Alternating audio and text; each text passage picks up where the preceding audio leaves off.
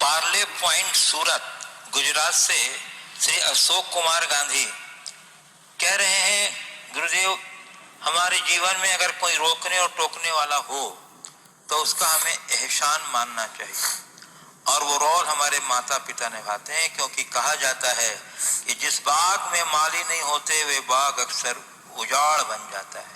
तो महाराज जी, मेरी जिज्ञासा यह है कि हमारे जीवन रूपी बगिया के माली हमारे माता पिता की सलाह का किस तरह लाभ लेना चाहिए, जिससे हमारा बाग भी फूलों की खुशबू से खिल उठे। बात बहुत यथार्थ है, जिस बाग में माली नहीं वो बाग उजड़ जाता है। रोक टोक करना कतई बुरा नहीं है। कई जगह रोक टोक हमारे जीवन के लिए रोक टोक हमारे जीवन के लिए बड़ा उपयोगी होता है, बड़ा काम का होता है। इसलिए अगर कोई रोक टोक कर रहा है तो उसके संदर्भ में हमें हित बुद्धि रखनी चाहिए। एक बार एक व्यक्ति अपनी बेटी को लेकर आया, वो बेटी से परेशान था। बेटी को अपने माँ बाप से बड़ी शिकायत भी थी। मुझसे कहा, महाराज इसको थोड़ा सा आप मार्गदर्शन दो। मैंने उससे पूछा क्या बात है। बेटी ने छूटते ही कहा, मम्मी पापा हर बात में रोक लगाते हैं। और ठीक है, रोक लगाते हैं। नहीं महाराज जी, हर बात में रोक लगाए तो हम आगे कैसे बढ़ेंगे। बोले ठीक है। हमने पूछा क्या हर बात में रोक लगाते? मैंने पाया जब भी हम कुछ बात बोलते हैं इनको अच्छी नहीं लगती तो उसमें हमें रोक लगा देते। हमने कहा ठीक है। एक बड़े शहर की बात थी। मैंने कहा तुम घर से यहां तक आई तो सीधे आ गई कि कहीं कहीं रेड लाइट भी मिली? बोले रेड लाइट मिली। तो रेड लाइट में आपने क्या किया, गाड़ी रोका कि सीधे बढ़ा दिया? नहीं महाराज, रेड लाइट में तो गाड़ी रोकनी पड़ती है, रेड सिग्नल है, गाड़ी रोकना ही पड़ता है। तो क्यों रोका?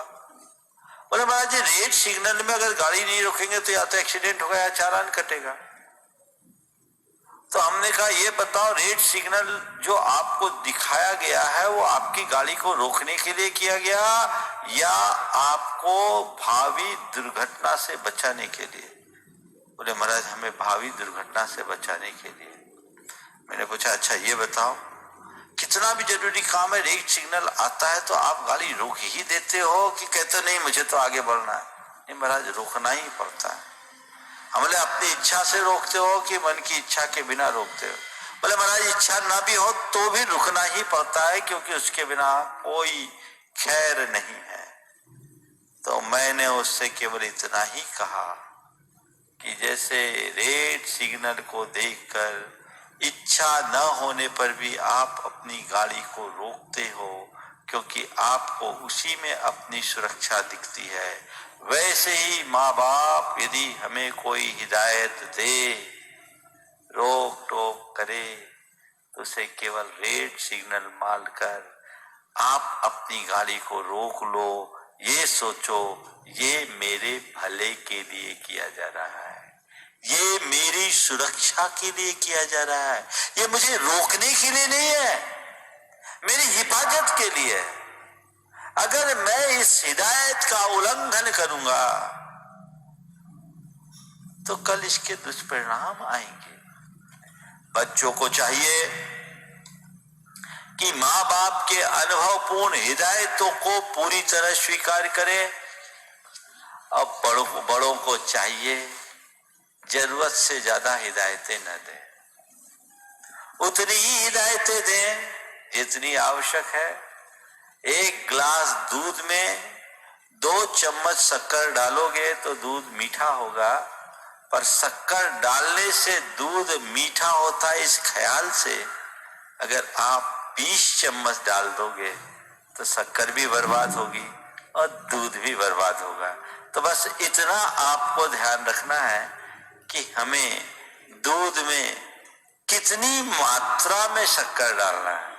अगर माँ बाप इतना ध्यान रखे और बच्चे उनकी हिदायतों को अपने लिए एक अपने हिफाजत का माध्यम मान ले तो उन्हें कहीं कठिनाई नहीं हो। और एक बात बिल्कुल सही है, बड़े बुजुर्गों की सलाह मांगनी ही चाहिए, माननी ही चाहिए। बुंदेलखंड में एक बड़ी पुरानी कहावत है, जो न माने सयानों की सीख, ले खपरिया मांगे भी।